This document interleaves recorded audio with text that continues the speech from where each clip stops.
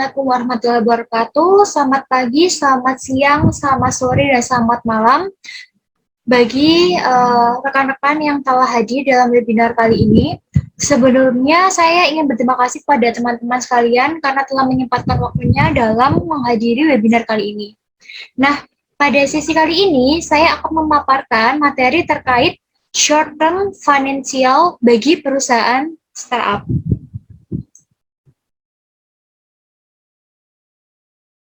Oke, berikut profil dari saya. Perkenalkan, nama saya Indah Puspita Sari Hartati. Di sini saya pernah menempuh pendidikan pada 2 universitas negeri di Indonesia. Yang pertama yaitu Universitas Airlangga dengan prodi D3 Akuntansi, kemudian melanjutkan studi transfer pada Universitas 11 Maret dengan program studi yang sama yaitu akuntansi. Nah, di sini pengalaman saya pernah melakukan 2 kali internship. Yang pertama yaitu internship Bapenda Provinsi Jawa Timur pada tahun 2020. Kemudian juga pernah melakukan internship pada Badan Pengelolaan Keuangan dan Pajak Daerah atau BPKPTD di Kota Surabaya pada tahun 2021. Nah, di sini saya pernah juga mendapatkan beberapa sertifikasi. Yang pertama yaitu Certified Accounting Technician for Preparation for Financial Statement based on SAK ETAP dari program LSPTA pada tahun 2021, kemudian sertifikasi brevet pajak AB dalam program Tax Center UNER pada tahun 2020, kemudian saya juga pernah mengikuti Lokarya Audit Training dari program IAPI pada tahun 2019.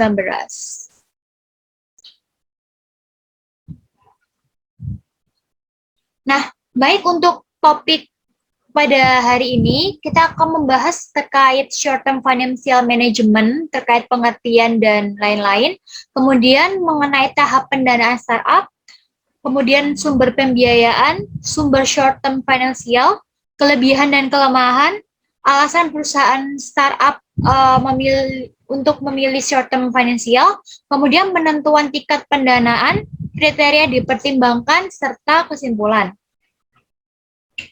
Nah, di sini mungkin telah kita ketahui bahwa perusahaan startup itu merupakan suatu perusahaan yang baru saja dirintis dan belum lama beroperasi dalam lingkup bisnis. Nah, dengan kata lain, startup itu kan merupakan perusahaan yang baru masuk atau masih berada di fase pengembangan atau penelitian untuk terus menemukan pasar maupun mengembangkan produknya. Nah, perusahaan yang baru dirintis itu kan biasanya akan mulai kebingungan dalam melakukan manajemen keuangan perusahaannya.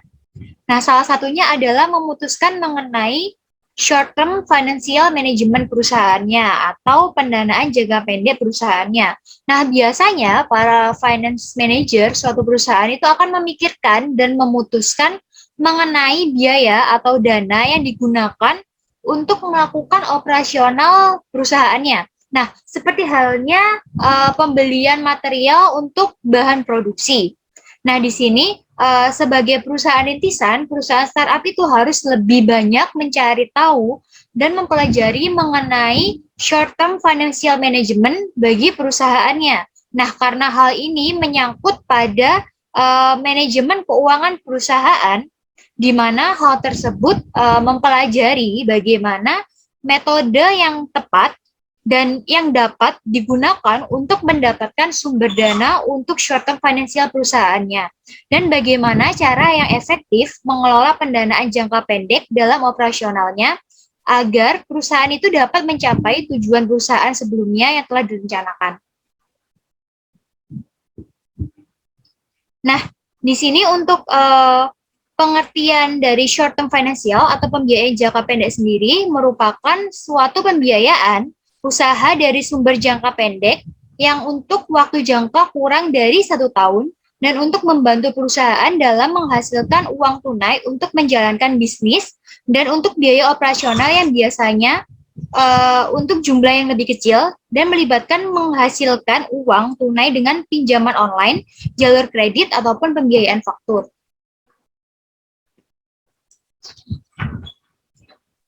Nah, di sini untuk tahap pendanaan startup.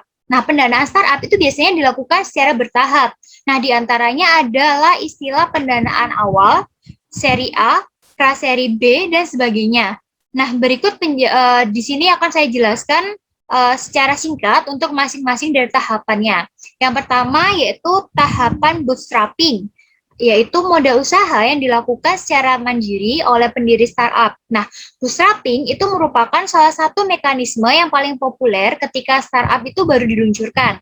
Nah, biasanya perolehan dana dari grant atau misalnya memenangkan perlombaan atau penghargaan dan itu juga termasuk dalam istilah bootstrapping ini. Nah, kemudian yang kedua yaitu pendanaan lanjutan atau seed funding. Nah, di sini tuh pendanaan awal itu merupakan putaran investasi pertama atau awal yang didapatkan dari investor eksternal yang artinya akan mendapatkan bagian tertentu sebagai imbal balik. Nah, pendanaan eksternal itu dilakukan setelah startup dan investor menyepakati nilai dari perusahaannya. Kemudian ada pendanaan lanjutan. Nah, di sini jika setelah pendanaan awal startup masih membuka babak putaran investasi baru, maka akan masuk ke tahap lanjutan. Nah, tahap lanjutan pertama itu biasa disebut dengan istilah seri A. Kemudian dilanjutkan dengan seri B, kemudian seri C, dan seterusnya sesuai dengan kebutuhan startup sendiri. Nah, tahap pendanaan yang keempat yaitu pendanaan pra. Nah, istilah lain untuk membubuhkan kata pra pada pendanaan itu misalnya pre-seed funding atau pra pendanaan awal, atau pre-series atau pra-seri A, dan sebagainya.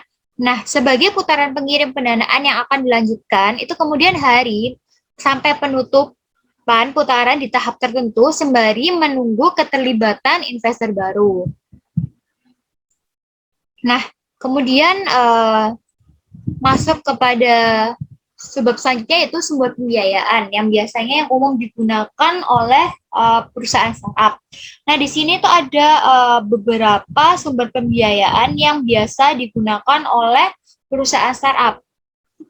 Yang pertama yaitu angel round atau investor kecil. Nah, pendanaan putaran ini itu diberikan oleh investor individu, kelompok investor individu, rekanan, atau keluarga dalam jumlah kecil di awal pendirian startup, dan kebanyakan itu bisa disamakan dengan pre-seed funding. Jadi, pada angel round ini itu biasanya pendanaan awal dari sebuah startup itu dibangun, itu biasanya dari rekan-rekan ataupun juga dari pendanaan keluarga. Kemudian yang kedua ada corporate round atau di sini pendanaan itu diberikan oleh suatu perusahaan kepada startup. Nah, bisa dilakukan di tahap mana saja. Nah, tujuannya untuk membangun kemitraan strategis. Contohnya seperti sebuah perusahaan asuransi itu memberikan investasi pada startup ojek online yang bisa kita kenal Gojek, Grab, atau apapun itu. Nah, agar startup tersebut itu dapat memanfaatkan produk asuransinya sebagai opsi utama di aplikasi tersebut. Nah, kemudian yang ketiga itu juga bisa melalui venture round. Nah, di sini pendanaan itu diberikan oleh pemodal ventura atau venture capital, nah di tahap lanjutan. Nah, istilah ini itu juga umumnya digunakan kalau startup dan investor itu belum menemukan kesepakatan investasi. Itu masuk ke dalam seri A, B, C, atau lainnya. Nah, venture capital itu mengumpulkan dana dari limited partners yang terdiri dari perusahaan, private equity, dan lain sebagainya. Nah, kemudian yang keempat ada private equity round. Nah, di sini pendanaan yang didapat dari private equity round itu yakni perusahaan investasi yang mengumpulkan dana dari perusahaan atau pihak tertentu. Nah, di sini umumnya masuk ke dalam tahap lanjut dengan nilai yang biasanya cukup besar. Kemudian yang kelima ada debt funding atau debt financing. Nah, di sini itu merupakan pinjaman dana modal yang diberikan dalam convertible notes untuk startup yang sudah berada di tingkat lanjut. Nah, di jangka waktu tertentu, dana itu bisa dikembalikan bersama perjanjian bunga yang telah disepakati. Nah, atau bisa juga dikonversi menjadi kepemilikan saham. Kemudian yang keenam itu ada growth fund.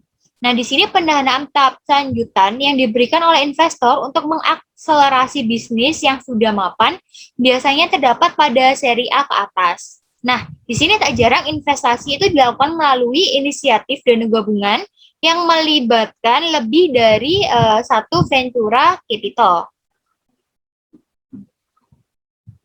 Nah, baik, di sini kan jika perusahaan startup itu ingin berkembang dan namanya bisa dikenal di mancanegara, itu perusahaan startup itu bisa menggunakan bentuk pendanaan jangka pendek asing lainnya yang tidak umum digunakan. Nah, selain metode-metode sumber pembiayaan umum yang bisa digunakan, perusahaan startup itu juga bisa menggunakan sumber-sumber pendanaan jangka pendek asing untuk memenuhi kebutuhan likuiditas mereka. Nah, metode-metode yang bisa dilakukan itu diantaranya tuh ada 3. Yang pertama yaitu short term notes. Nah, salah satu metode yang semakin banyak digunakan dalam beberapa tahun terakhir itu adalah penerbitan surat utang jangka pendek atau sekuritas utang tanpa jaminan. Nah, di Eropa itu sekuritas disebut sebagai Euronotes. Nah, suku bunga pada wesel ini itu didasarkan pada LIBOR atau suku bunga yang dikenakan Eurobank atas pinjaman dari antar bank. Nah, wesel jangka pendek ini biasanya memiliki jangka waktu sekitar 1, 3, atau hingga 6 bulanan. Nah, kemudian yang kedua ada commercial paper. Nah, di sini selain surat utang jangka pendek, MNC itu biasanya juga bisa menerbitkan surat berharga. Nah, biasanya hanya bisa dikeluarkan oleh perusahaan MNC besar. Nah, bentuk ini itu biasanya memiliki waktu jatuh tempo yang dapat disesuaikan dengan preferensi emiten dan kebanyakan dalam jangka waktu 30 hingga 90 hari. Nah, jenis sumber pembiayaan komersial paper ini itu biasanya dilakukan tanpa jaminan yang dikeluarkan perusahaan besar dan dapat dijual langsung ke investor. Jadi karena sumber dana komersial paper ini tidak ada jaminan, mungkin bisa digunakan oleh startup-startup. Nah, kemudian yang ketiga yaitu bank loans, di mana pinjaman langsung dari bank yang biasanya digunakan untuk memelihara hubungan dengan bank, yang merupakan sumber dana jangka pendek yang populer lainnya bagi perusahaan yang melakukan bisnisnya di sektor internasional. Nah, jika sumber dana jangka pendek lainnya tidak tersedia, itu perusahaan biasanya lebih mengandalkan pinjaman langsung dari bank. Nah, sebagian besar perusahaan itu memelihara pengaturan kredit dengan berbagai bank di seluruh dunia.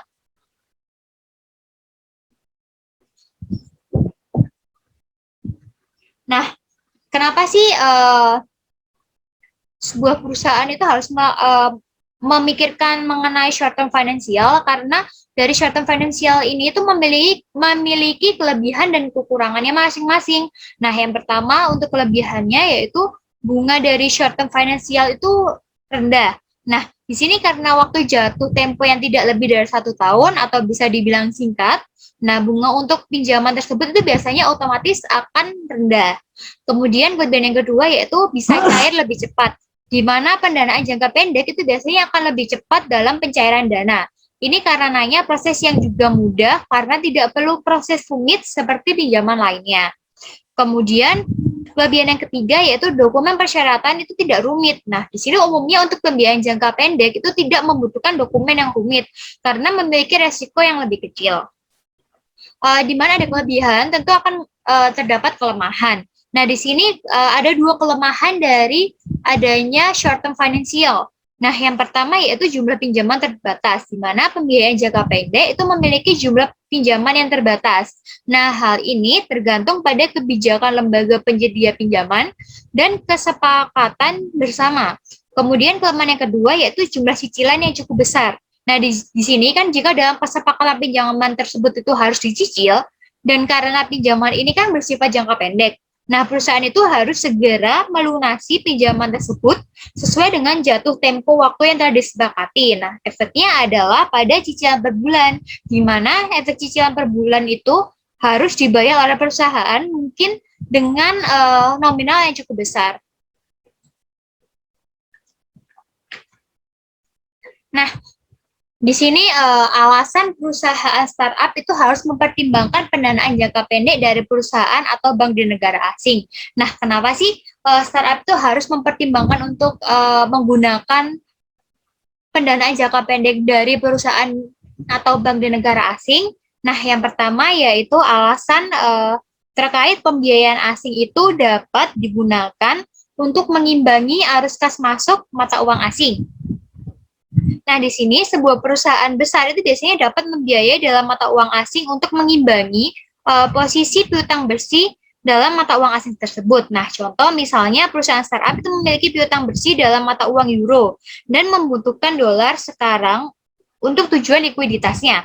Nah, itu dapat meminjam euro dan mengubahnya menjadi dolar Amerika untuk mendapatkan yang dibutuhkan. Nah, kemudian piutang bersih dalam euro itu akan digunakan untuk melunasi pinjaman. Nah, dalam contoh tersebut, pembiayaan dalam mata uang asing ini tuh akan juga bisa untuk mengurangi exposure perusahaan terhadap fluktuasi nilai tukar. Nah, strategi ini tuh sangat menarik jika tingkat bunga mata uang asing itu rendah. Alasan yang kedua yaitu pembiayaan luar negeri itu dapat digunakan agar mengurangi biaya produksi dari perusahaan. Nah, di sini karena suku bunga bervariasi antar mata uang, nah biaya pinjaman itu dapat sangat bervariasi antar negara. Nah, sebuah perusahaan yang menjalankan bisnis di negara dengan suku bunga tinggi itu biasanya akan dikenakan biaya yang tinggi pula dalam pembiayaan jangka pendek jika mereka membiayai dalam mata uang lokal. Nah, dengan demikian mereka dapat mempertimbangkan pembiayaan dengan mata uang lain yang memiliki tingkat bunga lebih rendah, di mana dengan adanya pendanaan dari asing itu akan mengurangi biaya-biaya yang bisa dipaparkan dalam laporan keuangan. Kemudian penentuan tingkat pendanaan bisa dikatakan efektif atau tidak. Nah, pada kenyataannya nilai mata uang yang dipinjam itu kemungkinan besar akan berubah sehubungan dengan mata uang lokal peminjam dari waktu ke waktu. Nah, untuk penentuan tingkat pendanaan efektif atau tidak akan bergantung pada pembiayaan aktual. Nah, pembiayaan aktual itu oleh perusahaan debitur itu akan tergantung pada dua hal. Yang pertama yaitu tingkat bunga yang dibebankan oleh bank yang memberikan pinjaman. Kemudian yang kedua yaitu pergerakan nilai mata uang yang dipinjam selama masa pinjaman. Nah, berikut adalah kriteria yang harus dipertimbangkan untuk pemilihan pendanaan jangka pendek dari perusahaan atau bank dari luar negeri. Nah, di sini itu sebuah perusahaan startup itu harus mempertimbangkan berbagai kriteria dalam keputusan pendanaan internasional, dan jadi tidak bisa seenaknya untuk menerima pendanaan dari berbagai negara. Nah, apalagi perusahaan startup itu kan merupakan sebuah perusahaan baru atau perusahaan rintisan yang masih harus berkembang. Nah, tentu hal ini tuh harus betul-betul dipertimbangkan.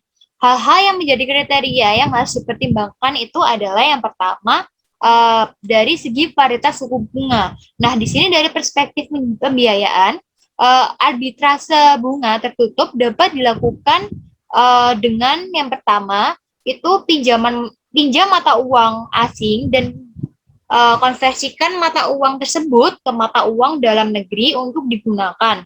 Juga secara bersamaan membeli mata uang asing ke depan untuk mengunci nilai tukar mata uang yang dibutuhkan untuk melunasi pinjaman. Nah, di sini jika suku bunga mata uang asing rendah, ini mungkin tampak sebagai strategi yang layak. Namun, seperti mata uang biasanya, itu akan menunjukkan premi forward yang mengimbangi perbedaan antara tingkat bunga dan tingkat bunga rumah. Nah, hal ini dapat ditunjukkan dengan mengakui bahwa perusahaan pembiayaan tidak akan lagi terpengaruh oleh persentase perusahaan nilai tukar, tetapi oleh perbedaan persentase antara kurs spot, di mana mata uang asing itu dikonversi ke mata uang lokal, dan kurs forward, di mana mata uang asing itu akan dibeli kembali. Nah, di mana selisihnya itu akan mencerminkan sebuah premi forward. Nah, premi forward yang belum disetahunkan untuk menentukan tingkat pembiayaan efektif ketika mencakup di pasar forward dalam kondisi paritas tingkat bunga. Kemudian yang kedua ada kurs forward sebagai perakiraan. Nah, ketika paritas suku bunga ada di sini, biasanya kurs forward itu dapat digunakan sebagai titik impas untuk menilai keputusan pembiayaan.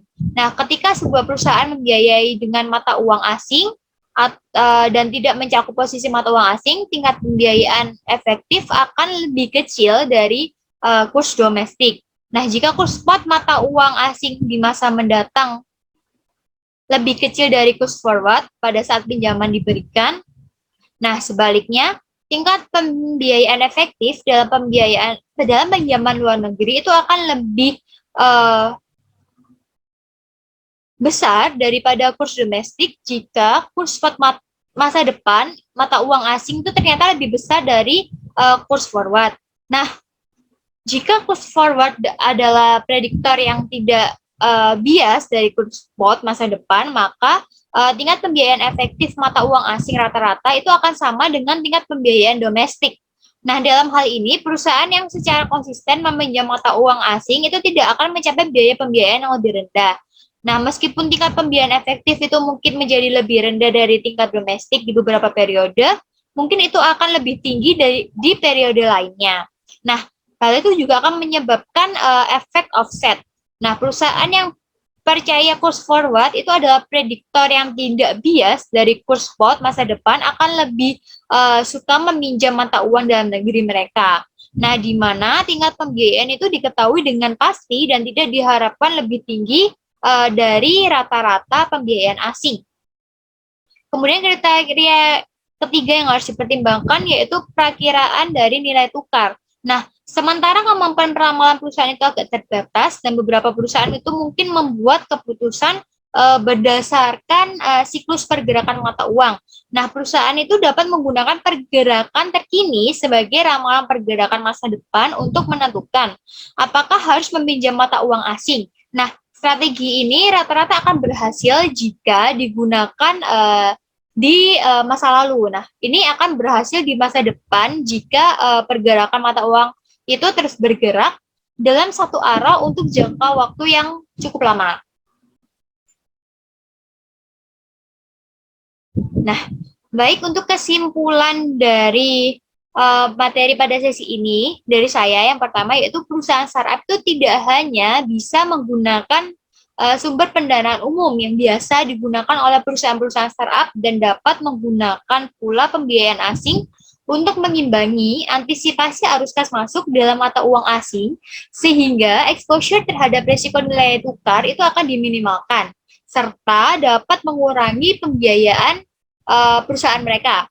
Nah, untuk kesimpulan kedua, yaitu adanya pembiayaan jangka pendek asing bagi perusahaan startup itu mungkin akan menghemat biaya jika tingkat bunga asing relatif rendah atau jika mata uang asing yang dipinjam itu terdepresiasi selama periode pembiayaan. Baik, terima kasih. Mungkin begitu pemaparan dari saya. Jika ada yang ditanyakan, bisa ditanyakan pada sesi tanya jawab. Terima kasih. Selamat pagi, selamat siang, selamat sore, selamat malam. Baik, mungkin langsung pada sesi tanya jawab. Mungkin ada yang mau ditanyakan?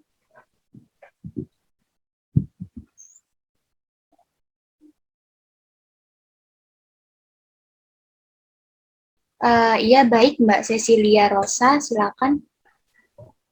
Oke, baik. Makasih kesempatannya Mbak Indah. Saya Cecilia Rosa mau bertanya. Nah, tadi kan sempat nih disinggung bahwa perusahaan startup itu bisa menggunakan metode komersial paper untuk mendapatkan pendanaan jangka pendek asingnya. Nah, kalau misalnya nih saya selaku pendiri startup memutuskan untuk menggunakan metode tersebut, apakah ada kelebihan yang akan saya dapatkan? Terima kasih. Oke, baik. Mungkin saya tampung terlebih dahulu ya Mbak Cecil ya. Mungkin ada penanya lain? Ya, saya izin untuk bertanya. Ya, nama saya Dava Mahendra. Ya, saya ingin bertanya terkait pembahasan yang telah dijelaskan tadi. Bagaimana cara startup bisa mendapatkan pendanaan asing dengan mudah? Ya, itu saja. Baik, Mas Dava. Oke, mungkin saya jawab terlebih dahulu dari pertanyaan Mbak Cecilia Rosa ya. tadi mengenai kelebihan yang didapat jika menggunakan commercial paper.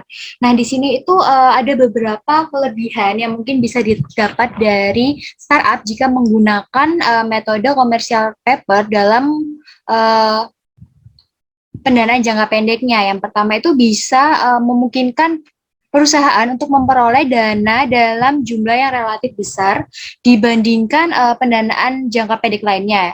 Itu karena commercial paper dari sifatnya sendiri itu bisa dijual secara luas. Kemudian yang kedua juga memiliki biaya modal yang relatif rendah karena dengan rating kredit yang tinggi itu menunjukkan tingkat resiko dari sumber dana yang rendah. Kemudian kelebihan yang ketiga itu dari commercial paper sendiri, kemarin tadi sudah saya singgung bahwasannya kalau commercial paper itu tidak memerlukan jaminan khusus berupa aset perusahaan. Jadi itu bisa menguntungkan bagi startup karena kan startup itu kan merupakan perusahaan yang baru muncul, perusahaan rintisan yang mana mungkin belum mempunyai aset yang banyak. Jadi tidak perlu adanya jaminan khusus berupa aset kepada perusahaan investor. Nah, namun demikian, karena commercial paper itu melibatkan jumlah dana yang relatif besar dan melibatkan pihak yang lebih luas, itu biasanya penerbitan commercial paper itu diatur secara lebih ketat. Nah, itu tuh guna memberikan perlindungan kepada pemegangnya. Nah, begitu Mbak Cecilia, apa ada tanggapan atau sudah cukup? Sudah cukup, Mbak Indah. Terima kasih. Baik, sama-sama. Mungkin saya juga ingin menjawab pertanyaan dari Mas Dava ya. Untuk bagaimana cara startup itu bisa mendapatkan pendanaan asing dengan mudah. Nah, yang pertama itu biasanya dari pihak perusahaan yang sudah besar, apalagi perusahaan asing, itu biasanya yang pertama itu melihat produk yang dihasilkan dari perusahaan startup itu sendiri, di mana kalau produknya yang dihasilkan itu memadai dan mempunyai keunikan tersendiri, itu mungkin investor itu biasanya langsung tertarik dan mau menanamkan modalnya. Kemudian yang kedua, itu tuh dari pihak startup itu harus mengajukan sebuah proposal kan tentunya untuk mendapatkan pendanaan.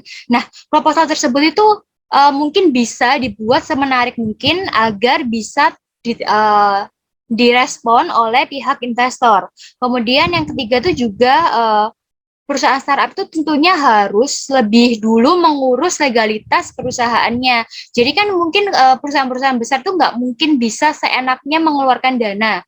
Dan pasti itu bakalan dilihat legalitas dari perusahaan itu, apakah perusahaan itu terpercaya atau tidak. Jika terpercaya, mungkin dengan mudah investor itu akan memberikan pendanaan kepada sebuah startup.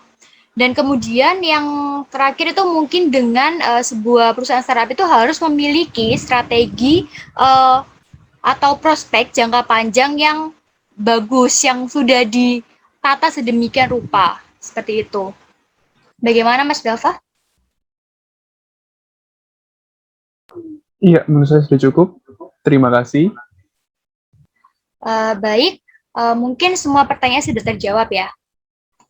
Jika begitu, saya akhiri sesi ini. Terima kasih untuk partisipan yang sudah hadir. Sekian dari saya, kurang lebihnya mohon maaf. Assalamualaikum warahmatullahi wabarakatuh. Waalaikumsalam warahmatullahi wabarakatuh.